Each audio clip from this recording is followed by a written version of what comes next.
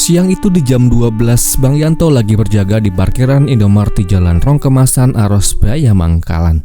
Suasana di saat itu cukup sepi. Hanya ada sebuah mobil R3 putih dan satu motor Scoopy yang terparkir di sisi utara halaman.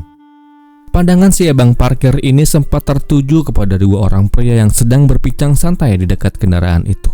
Obrolannya terlihat santai dan tidak sama sekali ada semacam tekanan di antara keduanya. Namun siapa sangka, beberapa detik kemudian suasana parkiran minimarket itu berubah menjadi lokasi penghilangan nyawa yang sangat brutal. Tiba-tiba ada dua orang pria lain datang mendekat. Salah satunya langsung mengangkat batu dan mengarahkannya tepat ke kepala korban dengan keras sampai pria itu jatuh tersungkur di atas konblok minimarket. Hampir bersamaan, seorang lainnya langsung mengarahkan sajam ke tubuh korban yang sudah tak berdaya. Tak berhenti sampai di situ, pria yang sejak awal tadi berbincang dengan korban tiba-tiba mengeluarkan sajam dari balik pinggangnya. Lalu diarahkan sajam itu dan berkali-kali ke tubuh korban yang sudah rebah di tanah. Bang Yanto yang melihat semuanya dari jarak 6 meter langsung panik tentunya. Tubuh yang gemetar itu segera dibawa masuk ke dalam Indomaret guna memberitahu kasir toko yang bernama Nur Aida kalau dia baru saja melihat sebuah tindakan kejahatan yang sangat kejam tepat di area kerja Bang Yanto, area parkir Indomaret Arosbaya, Bangkalan, Madura. Belumlah sempat si Bang Yanto mengapali wajah ketiga pelaku, ketiganya sudah melarikan diri sedetik setelah tubuh malang itu rebah ke tanah. Dengan kondisi, pokoknya kasihan banget. Warga geger dan tak menyangka bahwa di desanya yang terkenal damai dan guyup itu telah terjadi sebuah peristiwa yang mengerikan. Dalam waktu yang singkat, laporan soal penghilangan nyawa sadis itu langsung sampai ke Polsek Arosbaya. Polisi yang sedang bertugas langsung bergerak menuju lokasi setelah menerima kabar kalau ada seorang pria tumbang sebab sebuah serangan di depan minimarket. Begitu sampai di lokasi, suasana parkiran sudah dipenuhi warga yang penasaran. Di tengah area parkir, bekas noda merah masih terlihat jelas di aspal, sementara korban sendiri sudah dievakuasi menuju RSUD Bangkalan. Olah TKP kemudian dilakukan, beberapa barbuk kemudian didapatkan, dan dari hasil pemeriksaan awal dan rekaman CCTV Indomaret, terungkap bahwa kasus penghilangan nyawa itu dilakukan oleh 3 orang pria yang pada saat itu bisa dengan mudah dikenali oleh saksi yang kebetulan juga menyaksikan detik-detik peristiwa ngeri itu. Dan simsalabim, tak sampai 24 jam, para pelaku singkatnya berhasil diamankan oleh bapak-bapak polisi. Dan dari mulut salah seorang pelaku lah kemudian case ini mulai menemui titik terangnya. Dalam sebuah interogasi yang kemudian dilakukan, pelaku mengaku bahwa sakit hatinya tak bisa dia bendung sebab ibunya telah berselingkuh dengan saudaranya sendiri atau pria yang menjadi korban ketika sang ayah sedang sekarat di rumah sakit. Dan lalu, apa yang sebetulnya terjadi dan bagaimana kisah ini selengkapnya? Jadi, begini.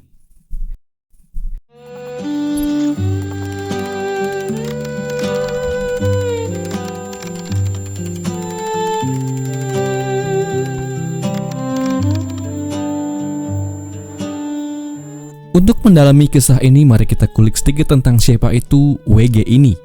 Dari banyak informasi yang saya dapatkan dari beberapa media-media online terpercaya, dikatakan bahwa WG atau yang akan kita panggil Guna ini merupakan pemuda 18 tahun yang masih tinggal bersama dengan kedua orang tuanya di Dusun Pasar Lama, Desa Kombangan, Geger, Bangkalan, Madura. Ibunya bernama Ibu Elis dan bapaknya bernama Bapak Awan. Tercatat bahwa Guna merupakan seorang pelajar yang di tahun 2021 yang lalu masihlah dia berkutat dengan segala aktivitasnya sebagai seorang murid. Namun gak saya dapatkan informasi di mana Guna bersekolah kala itu. Lebih lanjut dikatakan untuk memenuhi kebutuhan hari-harinya, ibunya, Ibu Elis, dikatakan berjualan sayur di pasar, yang kebetulan cukuplah dekat dengan rumahnya di Dusun Pasar Lama itu. Sedangkan ayahnya tak saya dapatkan apa profesinya yang beliau geluti. Guna tumbuh besar seperti remaja-remaja desa pada umumnya, yang tahu kapan waktunya untuk bermain, belajar, dan beribadah. Selain itu, Guna juga merupakan sosok anak yang sayang kepada kedua orang tuanya, terkhusus ayahnya, Bapak Awan. Semuanya itu dapat terlihat pada bulan Mei 2020 yang lalu ketika Bapak Awan, ayah Guna, sedang menjalani perawatan di RSUD Syam Prabu, Bangkalan. Ayahnya menderita sebuah penyakit yang dikatakan kondisinya terus memburuk walau perhatian tenaga medis telah dikerahkan dengan maksimal kepadanya. Siang, sore, malam, atau di waktu senggangnya, Guna selalu ada untuk Bapak Awan demi menjaga agar apapun yang Bapak Awan butuhkan, Guna dengan sigap membantunya. Namun ada yang aneh di hari itu, hari yang biasa baginya. Ia masih ingat betul, di hari itu atau saat-saat ia sedang menjaga si ayah di rumah sakit bersama dengan ibunya, namun tiba-tiba saja Ibu Elis pamit ke rumah. Katanya ada yang ketinggalan di rumah. Guna sempat heran, karena biasanya sang ibu gak pernah meninggalkan rumah sakit begitu cepat saat sang ayah sedang dirawat separah itu. Namun pada hari itu, si ibu kayaknya terburu-buru dan tak ingin banyak bicara. Mendadak perasaan Guna mulai tidak enak. Nah, dikarenakan perasaan yang gak enak itu lantas membuat Guna memutuskan untuk membuntuti ibunya pulang ke rumah. Ia titip si ayah dengan perawat di bangsal dan segera dia pacu sepeda motornya dan segera pulang ke rumahnya. Sampai di rumah terlihat sunyi, namun sepi dan sunyinya rumahnya menjadi hal yang sungguh semakin membuat Guna merasa gak nyaman. Sebab saat dia masuk, pintu gak terkunci dan dia melihat tanda-tanda bahwa ibunya sedang ada di dalam rumah. Dan betapa kaget Guna saat dia beranjak menuju salah satu kamar yang ada di dalam rumahnya. Ia buka pintu kamar itu dan dia melihat ibunya sedang berdoa dengan seorang pria yang pada saat itu Guna gak tahu siapa orangnya, sebab katanya kondisi kamar begitu gelap. Namun Guna yakin itu adalah ibunya yang ia pergoki sedang melakukan hal yang tak pantas dengan pria lain ketika ayahnya lagi diopname di rumah sakit. Dan atas apa yang barusan dia lihat, alih-alih Guna segera pergi dari rumah berusaha untuk pura-pura melupakannya. Berjalan waktu, Guna yang diliputi penasaran itu akhirnya mencoba untuk jujur pada dirinya sendiri. Jujur bahwa dia perlu tahu siapa pria itu. Singkatnya, setelah mencari waktu yang pas, dia kemudian ambil handphone ibunya dan dia tili-tili isi dalam chat handphone ibunya. Dan betapa geli Guna saat dia baru saja melihat bukti chat mesra yang dilakoni oleh ibunya dan sepupunya sendiri yang bernama Sufwat. Tentu Guna kenal dengan siapa Sufwat ini, yang dari akuan Guna dia adalah saudaranya yang tinggal di Tuban. Dan dikatakan bahwa Sufwat orang yang berlagak kayak jagoan, yang sering bawa sajam dan diduga ia juga punya senpi. Entahlah, namun yang pasti setelah perselingkuhan itu terbongkar, kabar duka datang menyelimuti keluarga Guna. Iya, Pak Awan, ayah Guna, tak kuat lagi menahan segala penyakitnya. Akhirnya berpulang ke pangkuan Tuhan yang Maha Kuasa. Saya ucapkan duka yang mendalam. Setelah perginya si ayah, lantas membuat hubungan gelap si ibu yang terjalin sebelum kabar duka itu datang menjadi semakin berani tampil di depan. Lebih lanjut, Ibu Elis lantas membujuk Guna untuk menerima Sufwat apa adanya yang kala itu berencana ingin melamar Ibu Elis. Namun Guna gak suka dan Guna gak mau, sebab dikatakan olehnya di wajah persidangan Guna pernah diancam oleh Sufwat jika ia mengganggu hubungannya dengan ibunya. Ancaman itu ia dapatkan dari sebuah pesan singkat WhatsApp yang dikirim Sufwat kepada kakak Guna. Merasa dirinya diancam, lantas Guna mengadukan hal itu kepada saudara-saudara Guna yang lain, serta dia beberkan juga bahwa telah terjadi sebuah hubungan gelap yang dilakoni oleh kedua orang itu. Dan mulai saat itu, saudara Guna merasa perlu untuk melindungi Guna dari kemungkinan-kemungkinan yang buruk. Kamis 4 Maret 2021, atau 7 bulan perjalanan kisah romantis yang gelap itu.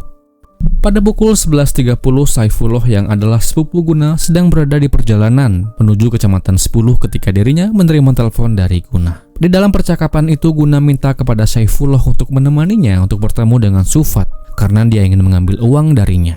Sebelumnya Ibu Elis memberitahu Guna untuk pergi dan menemui Sufwat untuk mengambil uang motor katanya. Kebetulan di hari itu, Sufwat lagi ada kerjaan di Bangkalan dari rumahnya di Tuban, Jawa Timur. Mendengar hal itu, Saifullah tentu menolak. Dia bahkan meminta Guna untuk tidak menemui Sufwat, sebab sebelumnya Guna pernah bercerita tentang masalah yang terjadi yang lantas membuat hubungan mereka kemudian memburuk. Meski begitu, pada pukul 12 siang, Guna kembali menghubungi Saifullah dan mengatakan kalau dirinya tetap akan bertemu dengan Sufwat. Setelah percakapan itu, Saifullah akhirnya memutuskan untuk ikut menemani Guna. Di tengah perjalanan, Saifullah dikatakan sempat pulang lebih dulu ke dalam rumahnya. Dia masuk ke dalam kamar lalu mengambil sebilah sajam miliknya yang tergantung di dinding kamar. Sajam itu kemudian dibawa bersamanya dikarenakan dia merasa khawatir akan terjadi sesuatu saat pertemuan Guna dengan Sufwat nanti. Singkat, Saifullah lalu berangkat dari rumahnya menggunakan mobil Avanza merah menuju lokasi pertemuan. Di perjalanan, Guna kembali menelpon dan memberitahu kalau pertemuan tak jadi dilakukan di Banyu Ates dan dipindah ke depan Indomaret Arosbaya. Setelah menerima kabar itu, Saifullah kemudian menghubungi saudara yang lain yang bernama Suharis alias Haji Aris dan memberitahu kalau Sufwat akan bertemu dengan Guna di depan Indomaret Arosbaya. Tidak lama kemudian, Saifullah tiba di lokasi sekitar 30 menit kemudian. Mobilnya diparkir di pinggir jalan sebelah utara Indomaret, lalu Saifullah turun sambil membawa sajam di tangan kanannya. Sementara itu dari POV Guna kala itu sampai lebih dulu dan bertemu dengan Sufat persis di depan Indomart Pasar Arosbaya. Saat itu kondisi di depan minimarket cukup sepi. Hanya ada beberapa sepeda motor yang salah satunya milik Guna dan sebuah mobil milik Sufat Suzuki R3. Orang-orang termasuk Bang Yanto dan kasir Indomart Nur Aida yang sempat melihat percakapan itu tampak biasa. Tak ada keributan ataupun cekcok yang terdengar. Orang-orang yang berada di sekitar lokasi juga tak menyangka akan terjadi penyerangan beberapa saat kemudian. Tak lama setelah Saifullah datang, Suharis alias Haji Aris juga datang. Juga saat itu dia mengambil sebongkah batu gunung yang ada di dekat pinggir jalan. Batu itu digenggamnya dengan menggunakan tangan kanan. Tiba-tiba lalu dia langsung berlari menuju ke arah Sufat yang sedang berbincang santai dengan Guna. Melihat hal itu, Saifullah pun juga ikut berlari dari arah belakang tetap sambil megang sajam yang dia bawanya. Sesampainya di dekat Sufat, Suharis alias Haji Aris langsung melemparkan batu itu ke arah kepala sebelah kanan Sufat. Batu itu tepat mengenai kepala Sufat hingga membuatnya jatuh ke tanah. Saat Sufat terjatuh, Saifullah langsung menghampirinya dan dia tanpa bayangkan sajam yang ia bawa ke bagian perut Sufat sebanyak 2 kali. Setelah itu Guna yang sejak awal ada di lokasi juga ikut menyerang. Yang ternyata Guna juga telah mempersiapkan dirinya dengan sebilah sajam melengkung miliknya. Dalam keadaan Sufat terjatuh, Guna arahkan sajam miliknya ke bagian perut Sufat berkali-kali tanpa ampun. Penyerangan yang terjadi kala itu berlangsung sangat cepat. Beberapa pegawai dan tukang parkir Indomart yang melihat kejadian itu langsung panik. Ada yang masuk ke dalam minimarket untuk minta bantuan, ada juga yang langsung melapor kepada polisi. Sementara itu setelah korban terkapar di area parkir dengan luka parah di bagian perut, ketiga pelaku langsung meninggalkan lokasi menggunakan kendaraan masing-masing dan bergerak ke arah selatan dan selesai. Kasus ini tentu membuat warga Pasar Arosbaya geger nggak karuan, sebab hal semacam itu tak pernah sekalipun terjadi di lingkungan mereka yang aman dan tentram. Istri korban yang bernama Ibu Siti tentu kaget dan sedih saat mendengar kabar suaminya telah pergi dengan cara yang sangat mengerikan. Begitu juga dengan Ibu Elis yang menerima kabar buruk itu. Singkatnya setelah petugas datang dan melakukan investigasi serta pengumpulan barang bukti yang berupa sarung sajam milik pelaku yang tertinggal di TKP. Petugas juga minta keterangan dari para saksi dari tayangan kamera pengawas. Seorang saksi mengaku bahwa dia kenal dengan seorang terduga pelaku yang wajahnya tampil dan terekam di CCTV. Dan dari keterangan inilah tak sampai 24 jam ketiga pelaku berhasil kemudian diamankan. WG alias Guna kemudian diamankan di rumah neneknya di Desa Kampak. Sedangkan Saifullah dan Suharis alias Haji Aris diamankan di rumahnya masing-masing. Mereka bertiga kemudian ditetapkan menjadi tersangka. Di dalam persidangan yang kemudian digelar di Pengadilan Negeri Bangkalan, melalui majelis hakimnya kemudian menjatuhkan vonis kepada WG alias Guna dengan hukuman 11 tahun penjara, Saifullah 7,5 tahun penjara, dan Suharis alias Haji Aris 1 tahun penjara. Demikianlah kisah ini. Semoga akan terus ada pelajaran yang bisa kita ambil dari kisah ini. Dan kisah ini pun berakhir.